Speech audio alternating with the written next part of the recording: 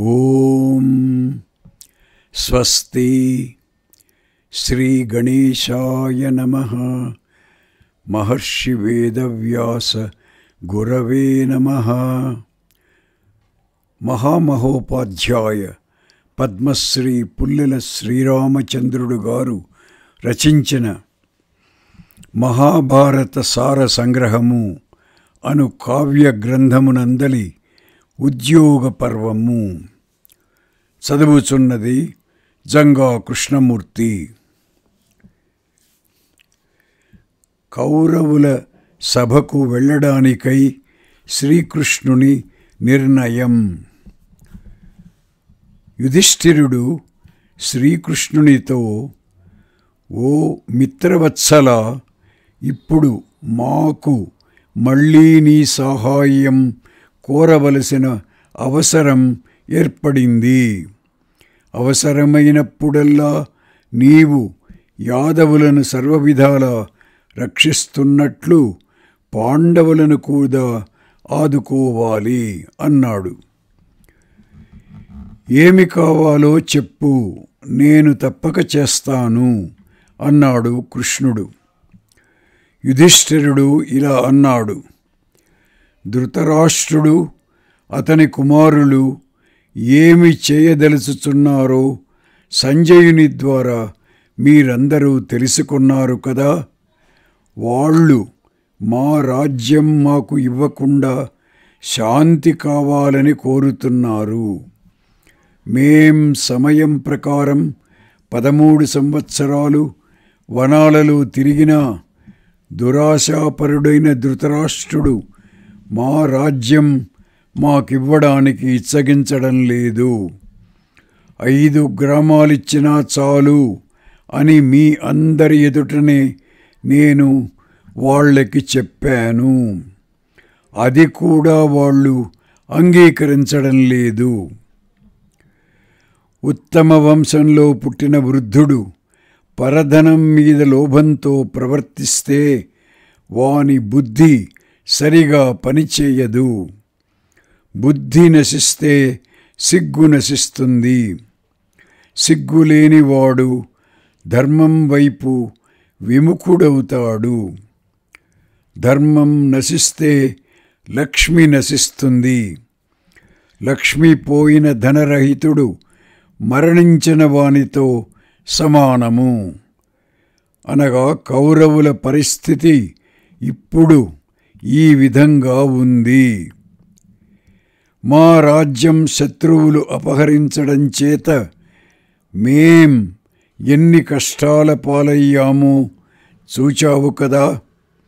మానవుల ప్రవృత్తిలోనూ శునకాల ప్రవృత్తిలోనూ నాకేమీ భేదం కనపడడం లేదు.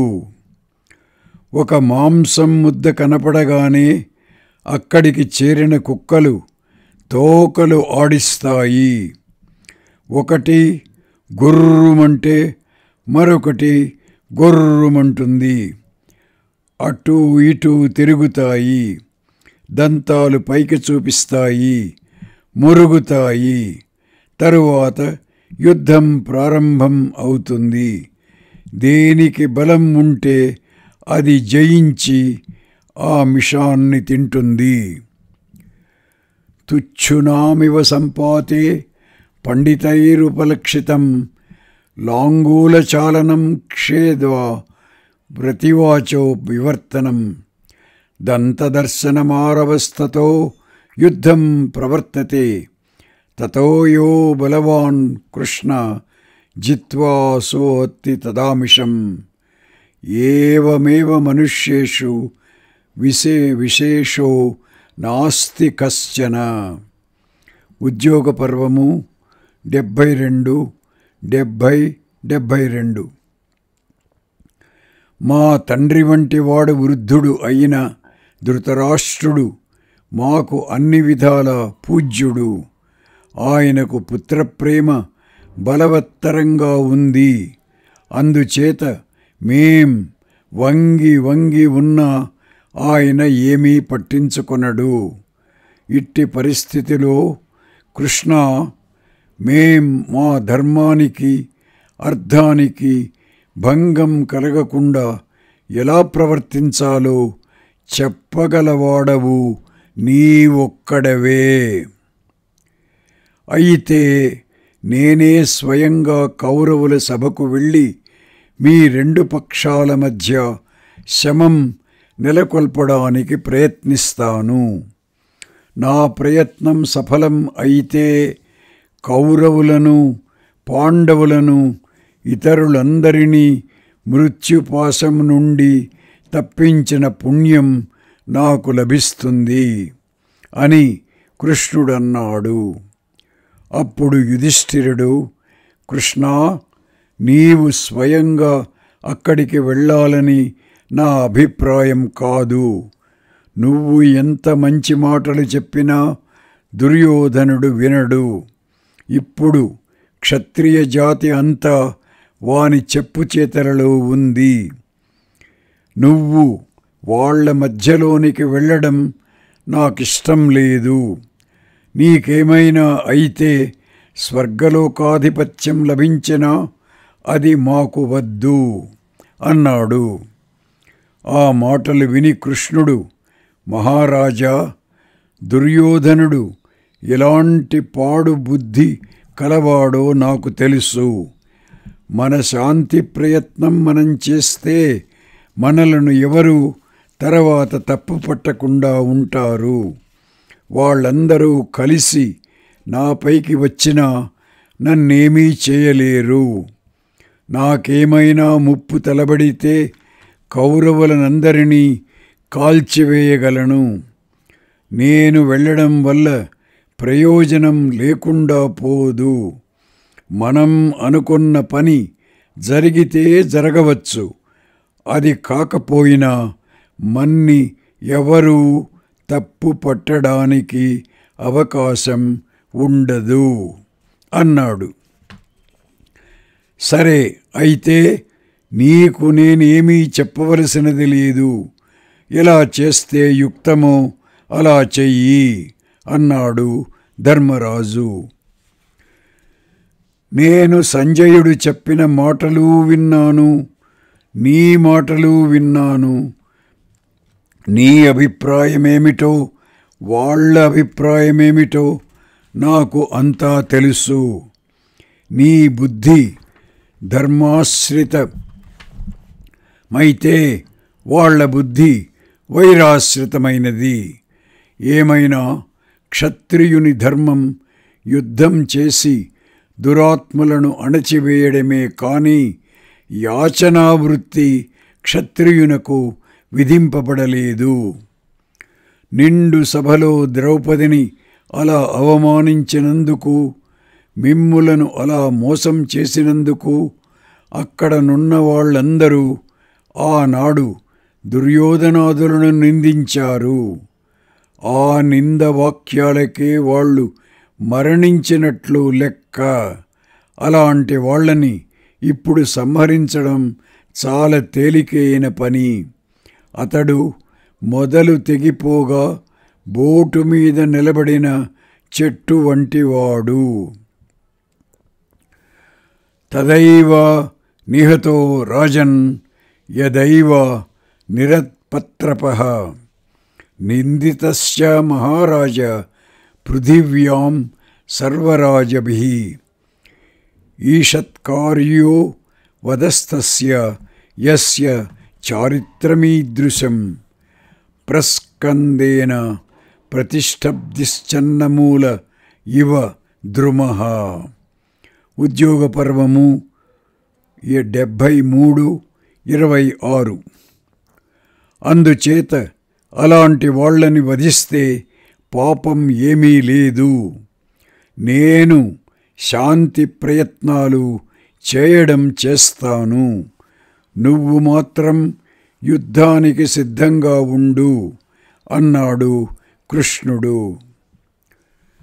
భీమసేనుడు శ్రీకృష్ణునకు తన అభిప్రాయం చెబుతూ, మధుసూదన, భరతవంశం అంతా నాశం కాకుండా ఉండేటట్లు చూడు.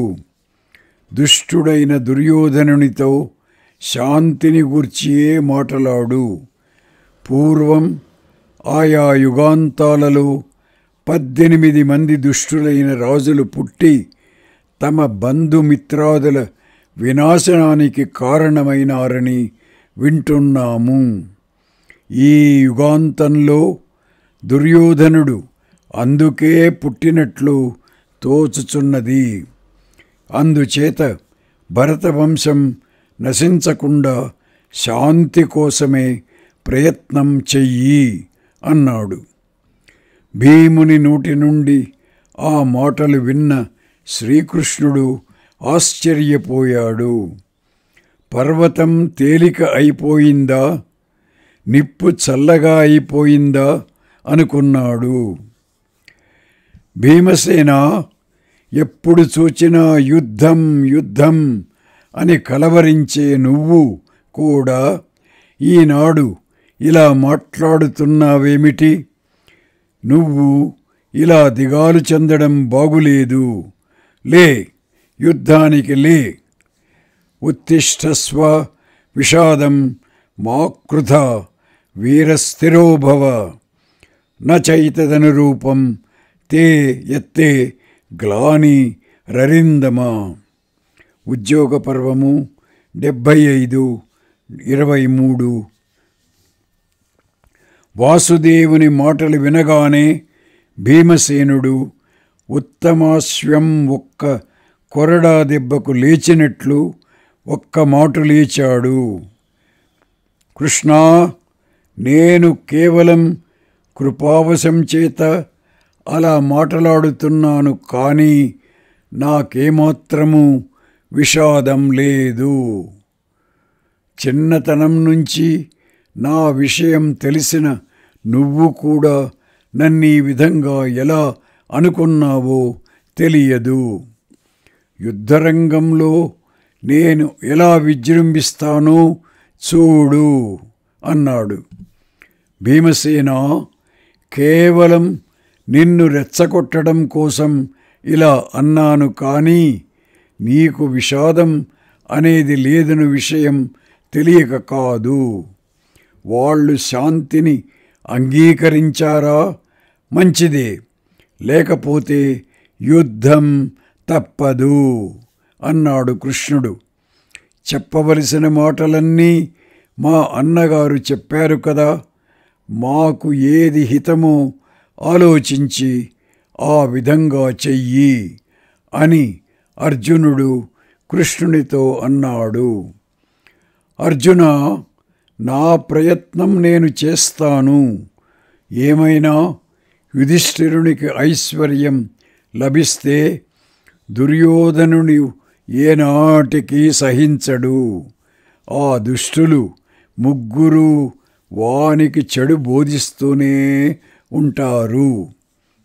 నీ మధ్య నా మధ్య భేదం కల్పించాలని కూడా దుర్యోధనుడు అనేక సమయాలలో ప్రయత్నాలు చేశాడు. నేను అలా జరగనివ్వలేదు. అసకృత్యాప్యహం తేన త్వత్కృతే పార్థ భేదితః న మయా తద్గృహీతం చ పాపం తస్య చికీర్షితం.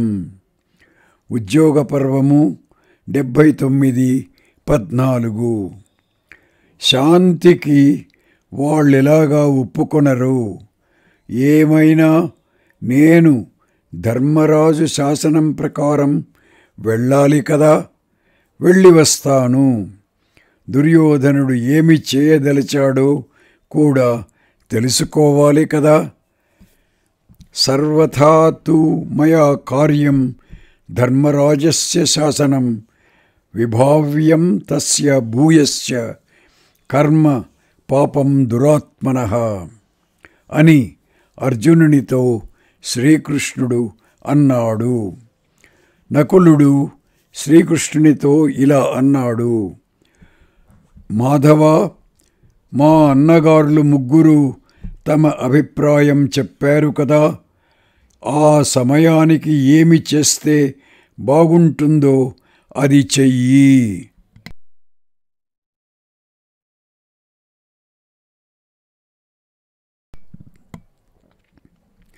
మనం ఒకటి అనుకుంటే అది మరొక విధంగా అవుతుంది. లోకంలో మానవుల బుద్ధులు కూడా మారిపోతుంటాయి. అన్యథా చింతితో హ్యర్థః పునర్భవతి సోన్యథా అనిత్యమతయో లోకే నరాః పురుషసత్తమా. ఉద్యోగ పర్వము 86. ఎందుచేతననగా మేం వనంలో కనపడకుండా ఉన్నప్పుడు లోకుల ఆలోచనలు వేరుగా ఉండేవి.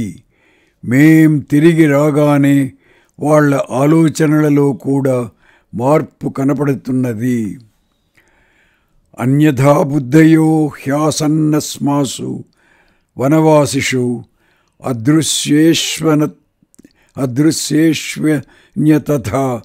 కృష్ణ దృశ్యేషు పునరన్యథా. ఉద్యోగ పర్వము 87. లోకుల మాటే కాదు, అరణ్యాల్లో తిరుగుతున్న రోజులలో మాకు కూడా రాజ్యం విషయంలో అంత ఆసక్తి ఉండేది కాదు. ఇదే బాగుందిలే అనుకునేవాళ్ళం.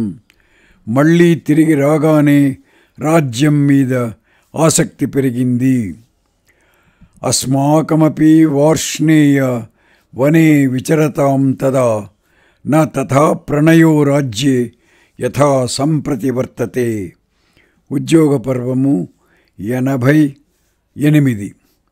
మేం వనవాసం నుంచి తిరిగి వచ్చామని తెలియగానే మా సహాయం కోసం నీ దయచేత 7 అక్షౌహిణుల సైన్యం వచ్చి చేరింది. దీన్ని చూస్తే ఎవని మనస్సులో భయం పుట్టదు. అందుచేత ఏమి చేస్తే మంచిదో నువ్వే ఆలోచించి అలా చెయ్యి. సహదేవుడు ఆ మాటలన్నీ విని కృష్ణునితో, కృష్ణ, రాజు చెప్పినది సనాతన ధర్మం అయితే కావచ్చు. నువ్వు మాత్రం యుద్ధం ఎలా జరుగుతుందో అలాగే చెయ్యాలి. వాళ్ళు శాంతిని కోరుతున్నా కూడా నువ్వు మాత్రం యుద్ధం జరిగేటట్లు చూడాలి. ఏ కారణం చేతనైనా అన్నలు నలుగురు యుద్ధం వద్దన్నా నేను ఒక్కడినే యుద్ధం చేస్తాను. ఆనాడు సభామధ్యంలో పాంచాలికి జరిగిన అవమానం చూడడం వల్ల నాకు కలిగిన కోపం వాళ్ళు అందరినీ వధిస్తేనే కాని శాంతించదు అన్నాడు. ప్రక్కనే ఉన్న సాత్యకి సహదేవుని మాటలు సమర్థిస్తూ, పురుషోత్తమా, ఆ వనంలో పాండవులందరూ నారచీరలు కట్టుకుని ఉండగా చూడగానే నాకు కలిగిన క్రోధం దుర్యోధనుణ్ణి వధించకుండా ఎలా శాంతిస్తుంది? ఆ రోజున వీళ్లను వనంలో చూడగానే నీకు కూడా కోపం వచ్చింది కదా. రణకర్కశుడైన సహదేవుడు చెప్పిన మాటే సమస్త యోధులకు అంగీకారయోగ్యమైనది అన్నాడు. ఆ మాటలు వినగానే అక్కడ ఉన్న వీరులందరూ సాధు సాధు అంటూ సాత్యకిని ప్రశంసించారు. ద్రౌపది యుధిష్ఠిరుడు అన్న మాటలు, భీమ, అర్జున, నకుల, సహదేవ, సాత్యకుల మాటలు విన్న తరువాత సహదేవుణ్ణి సాత్యకిని ప్రశంసిస్తూ శాంతికాముడు వలె ఉన్న భీముని విషయంలో కొంత వైమనస్యం చూపుతూ కన్నీళ్లు నిండిన నేత్రాలతో ఇలా అంది. మధుసూదన, పాండవుల విషయంలో జరిగిన అన్యాయాలన్నీ నీకు తెలియను కదా. సంజయుని ద్వారా రహస్యంగా జరిగిన మంతనాలు, యుధిష్ఠిరుడు 5 గ్రామాలు ఇచ్చినా చాలు అనడం, దానికి కూడా దుర్యోధనుడు అంగీకరించకపోవడం, ఇన్ని చూస్తూనే ఉన్నావు. రాజ్యం ఇవ్వకుండా దుర్యోధనుడు సంధిని కోరినట్లయితే నీవు అందుకు అంగీకరించవద్దు. ఆ దుష్టులందరినీ తప్పకుండా వధించవలసిందే. వధించకూడని వానిని వధిస్తే ఎంత దోషమో, వధించవలసిన వానిని వధించకపోయినా అంత దోషం అని ధర్మవేత్తలు అంటారు. యథా వధ్యే వధ్యమానే భవేద్దోషో జనార్దన స వధ్యస్యావవదే దృష్ట ఇతి ధర్మవిదో విదుః. ఉద్యోగ పర్వము 82:18. ఆ దోషం నీకు తగలకుండా చూచుకో. నువ్వేమీ అనుకొనవు కదా అని చెప్పిన విషయమే మళ్ళీ చెబుతున్నాను. కేశవా, ఈ పృథివీ మండలంలో నా వంటి స్త్రీ ఎవరుంది? నేను వేది మధ్య నుండి జనించిన దానను, ద్రుపదుని కుమార్తెను, దృష్టద్యుమ్నుని సోదరిని, నీ ప్రియసఖిని, పాండు మహారాజు కోడలిని, 5 ఇంద్రుల వంటి పాండవుల పట్టమహిషిని, 5 మహారథుల తల్లిని. నీకు వాళ్ళ5 అభిమన్యుడు వంటి వారే. అభిమన్యుర్యథా కృష్ణ తథాతే తవ ధర్మతః. ఉద్యోగ పర్వము 82:23. అలాంటి నన్ను పాండవులందరూ చూస్తుండగా, నువ్వు జీవించి ఉండగా జుట్టు పట్టి సభలోనికి తీసుకుని వెళ్ళి బాధించారు. పాండవులు, పంచాల దేశరాజులు, యాదవులు వీళ్ళందరూ జీవించి ఉండగా నన్ను సభలో దాసీని చేసి నిలబెట్టారు. పాండవులందరూ ఏమాత్రమూ కోపం చూపకుండా, కదలకుండా, మెదలకుండా చూస్తూ కూర్చున్నప్పుడు నన్ను రక్షించు అంటూ మనసా నిన్ను ధ్యానించాను. ఆ సమయంలో నీకేమి వరం కావాలో కోరుకో అని మామగారు అడగగా పాండవులనందరినీ దాస్య విముక్తులను చేయమని కోరాను. జనార్దన, నేను పడ్డ ఈ కష్టాలన్నింటినీ గూర్చి నీకు తెలుసును. నేను ధర్మం ప్రకారం ధృతరాష్ట్రునికి, భీష్మునికి కూడా కోడలినే కదా. అలాంటి నన్ను బలాత్కారంగా దాసీని చేశారు. కృష్ణ, దుర్యోధనుడు ఇంత చేసిన తరువాత కూడా ముహూర్తకాలమైన అతడు జీవించి ఉన్నాడంటే ఛీ, అర్జునుని ధనుర్వారిత్వం ఎందుకు? భీముని బలం ఎందుకు? కృష్ణ, నీకు నాయందు అనుగ్రహం ఉంటే, నా మీద జాలి ఉంటే ఈ కోపాన్నంతని కౌరవుల మీద ప్రయోగించు. ఇలా అంటూ ద్రౌపది అశ్రువులు నిండిన కండ్లతో ఎడమ చేతితో తన కేశపాశాన్ని పట్టుకొని కృష్ణునికి చూపుతూ, పుండరీకాక్ష, నువ్వు శత్రువులతో సంధిని కోరుతూ మాటలాడేటప్పుడు దుశ్శాసనుడు పట్టి లాగిన ఈ కేశపాశాన్ని గుర్తుంచుకో. కృష్ణ, భీమార్జునులు దీనులైపోయి సంధి కోరే పక్షంలో వృద్ధుడైన నా తండ్రి మహారథులైన తన పుత్రులతో కలిసి వచ్చి యుద్ధం చేస్తాడు. నా 5 పుత్రులు అభిమన్యుణ్ణి ఎదుట ఉంచుకొని కౌరవులతో యుద్ధం చేస్తారు. చిన్నమై నేల మీద పడి బూడిద కప్పిన దుశ్శాసనుని భుజం చూచే వరకు నా హృదయానికి శాంతి ఉండదు. దుశ్శాసన భుజం శ్యామం సంఛిన్నం పాంసుగుండితం యద్యహం తు నా పశ్యామి కా శాంతిర్హృదయస్య మే. ఉద్యోగ పర్వము 82:39. నా కోపాన్నంతని మండుతున్న అగ్నిని దాచుకున్నట్లు నా హృదయంలో దాచుకొని నిరీక్షిస్తుండగా 13 సంవత్సరాలు గడిచాయి.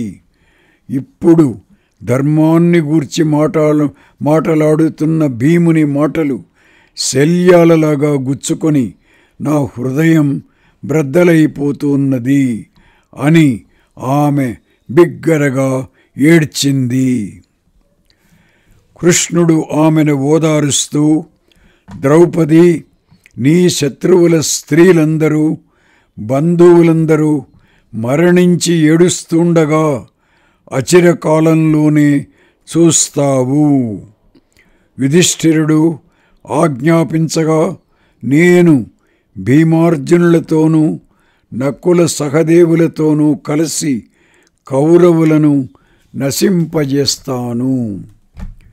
హిమవత్ పర్వతం చలించవచ్చు, భూమి 100 ముక్కలు కావచ్చు, నక్షత్ర సహితమైన ఆకాశం క్రిందికి పడిపోవచ్చు, కానీ నా మాట వ్యర్థం అవడానికి వీలు లేదు.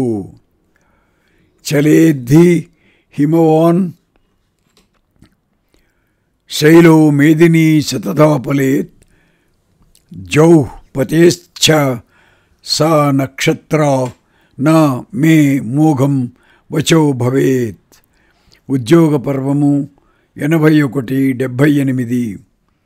ద్రౌపది, కన్నీళ్లు కార్చకు, నేను ప్రతిజ్ఞ చేసి చెబుతున్నాను. అనతి చిరకాలంలో నీ భర్తలు శత్రువులను సంహరించి జయలక్ష్మితో విరాజిల్లుతుండగా చూస్తావు అన్నాడు. కృష్ణుడు హాస్తినపురానికి ప్రయాణం అగుట. కృష్ణుడు కార్తీక మాసంలో రేవతీ నక్షత్ర దివసాన హాస్తినపురానికి వెళ్ళడానికై సాత్యకితో కలిసి రథారూఢుడై తగు పరివారంతో బయలుదేరాడు. యుధిష్ఠిరాదులు కొంత దూరం అతనితో వెళ్ళి సాగనంపారు. కృష్ణుడు సాయంకాలానికి వృకస్థలం చేరి ఆ రాత్రి అక్కడ విడిది చేశాడు. కృష్ణుడు వస్తున్నట్లు దూతల ద్వారా ధృతరాష్ట్రునికి తెలిసింది. అతడు చాలా సంతోషిస్తూ భీష్మద్రోణాదులతోనూ అమాత్య సహితుడైన దుర్యోధనునితోనూ కృష్ణుడు వస్తున్నాడట అని స్త్రీలు, బాలులు, వృద్ధులు అందరూ ఇంటింటా చెప్పుకుంటున్నారు. ఆ మహాపురుషుణ్ణి తగు విధంగా పూజిస్తే సంతోషిస్తాడు, పూజించకపోతే సంతోషించడు. అతనిని సంతోషింపచేయడం మనందరికీ శ్రేయస్కరం. మార్గమధ్యంలో అన్ని సౌకర్యాలు ఉన్న సభలు అనగా హాళ్ళు ఏర్పాటు చేయండి. దుర్యోధన, కృష్ణుడు ఎలా సంతోషిస్తాడో అలా అన్ని సౌకర్యాలు ఏర్పాటు చేయండి. భీష్మాదులు ఏమంటారు అన్నాడు. భీష్మాదులు ఆ మాటలకు ధృతరాష్ట్రుణ్ణి ప్రశంసించారు. దుర్యోధనుడు తండ్రి చెప్పినట్లు కృష్ణుడు వచ్చే మార్గంలో అడుగడుగున అనేక ఉపచారాలు ఏర్పాటు చేశాడు. అందమైన సభలు అనగా హాల్స్, అందమైన సుఖకరమైన విచిత్రమైన ఆసనాలు, స్త్రీలు, సుగంధ ద్రవ్యాలు, అలంకారాలు, సన్నని వస్త్రాలు, అనేక విధమైన మధురమైన భోజ్య పదార్థాలు, పానీయాలు, సుగంధములైన పుష్పమాలలు అన్నీ ఏర్పాటు చేయించాడు. విశేషించి వృకస్థలంలో అనేకమైన శ్రేష్టమైన వస్తువులతో నిండిన విశాలమైన సభ నిర్మింపజేశాడు. దేవతా పురుషులకు తగిన ఇలాంటి ఉపచారాలన్నీ ఏర్పాటు చేసి తండ్రికి చెప్పాడు. అయితే మార్గమధ్యంలో దుర్యోధనుడు ఏర్పాటు చేసిన వాటి వైపు కంటితో కూడా చూడకుండానే కృష్ణుడు కౌరవుల గృహం చేరాడు.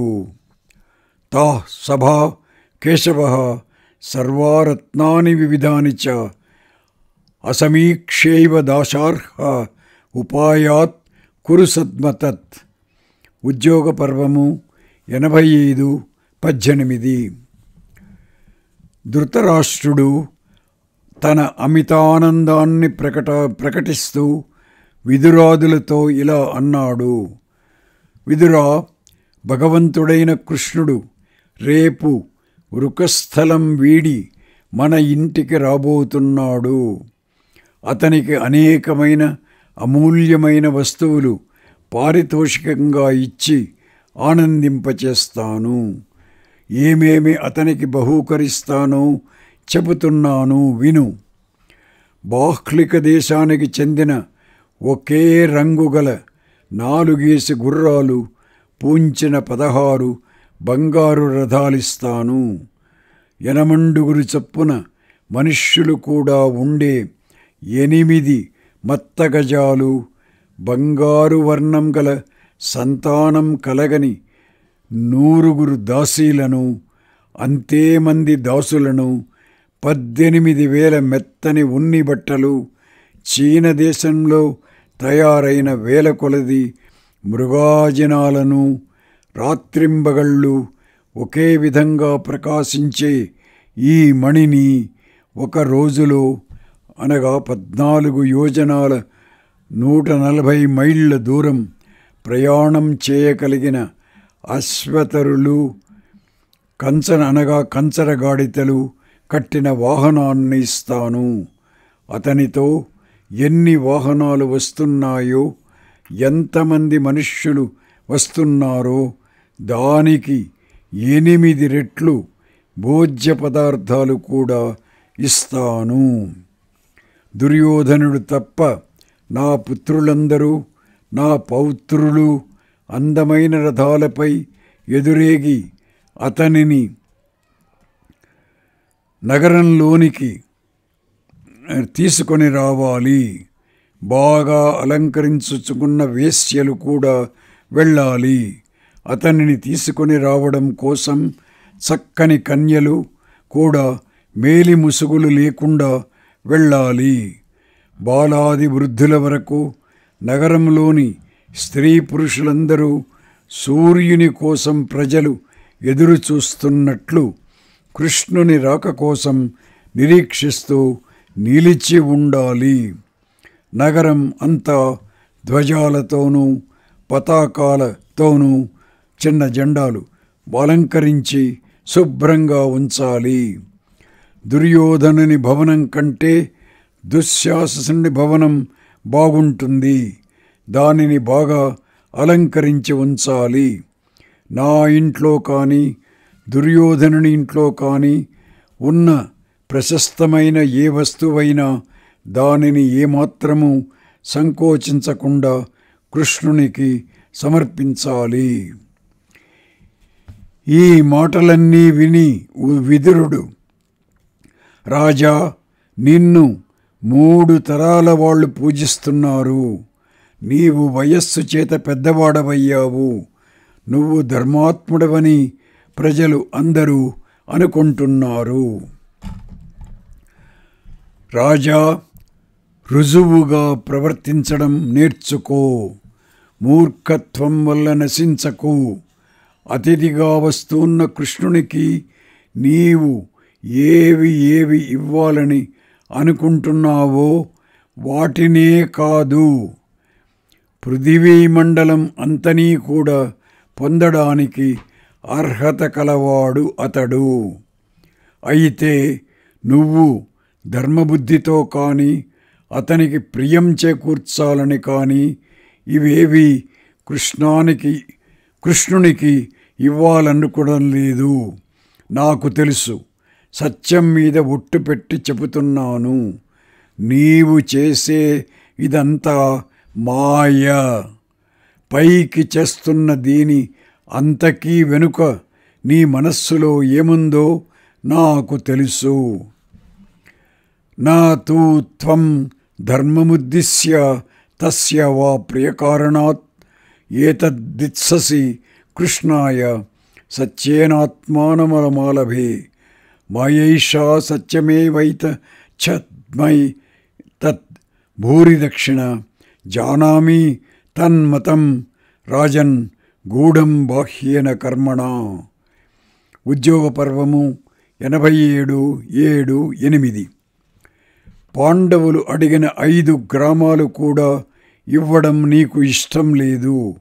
నువ్వు అర్థం ఇచ్చి కృష్ణుణ్ణి పాండవుల నుంచి వేరు చేయాలనుకుంటున్నావు. నువ్వు ఈ విధంగా ధనం ఎరచూపినా, నిందించినా, మరొక ప్రయత్నం చేసినా కృష్ణునికి అర్జునునికి మధ్య విభేదాలు కల్పించజాలవు. పూర్ణ కుంభము పాదోదకము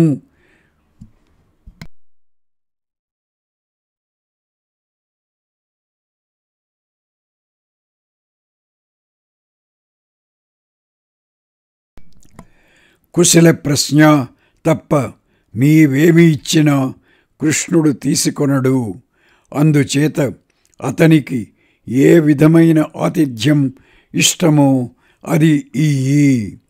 అతడు మీ 2 పక్షాల మధ్య శాంతి నెలకొల్పడం కోసం వస్తున్నాడు.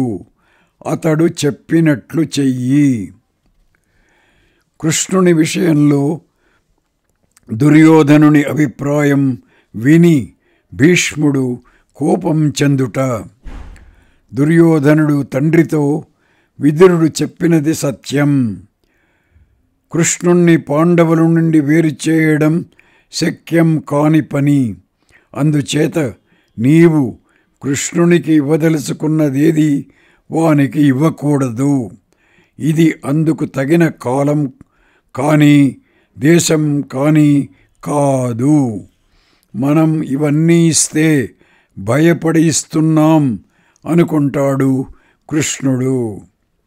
దేశ కాలస్తదా యుక్తో నహి నార్హతి కేశవః మంస్యత్యధోక్షజో రాజన్ భయదార్చతి మాం ఇతి. ఉద్యోగ పర్వము 88:3. ఇది రాజులందరిలో మనకు అవమానకరం. ప్రారంభం అయిన వైరం ఇలాంటివేమి చేసినా శాంతించదు అన్నాడు. భీష్ముడు ధృతరాష్ట్రునితో, నువ్వు సత్కారం చేసినా చేయకపోయినా కృష్ణుడు ఏమీ అనుకొనడు. కృష్ణుణ్ణి అవమానించడం యుక్తం కాదు. అందుచేత అతడేం చెబుతాడో ఆ విధంగా చేయడం మంచిది అన్నాడు. దుర్యోధనుడు ఆ మాటలు విని, పితామహ, రాజ్యాన్ని పాండవులతో పంచుకొని అనుభవించడం అనేది నాకు శక్యమైన పని కాదు. కృష్ణుడు పాండవులకు గొప్ప ఆలంబనంగా ఉన్నాడు. నేను ఉపాయం చేత వీనిని బంధించేస్తాను. అప్పుడు పాండవులు యాదవులు కూడా నాకు విధేయులై పడి ఉంటారు. అందుకు తగిన ఉపాయం చెప్పు అన్నాడు. నీవు ఇలా అనకూడదు. కృష్ణుడు మన అందరికీ కావలసినవాడు. మన విషయంలో ఎన్నడూ ఏ అపకారము చేయలేదు అన్నాడు ధృతరాష్ట్రుడు.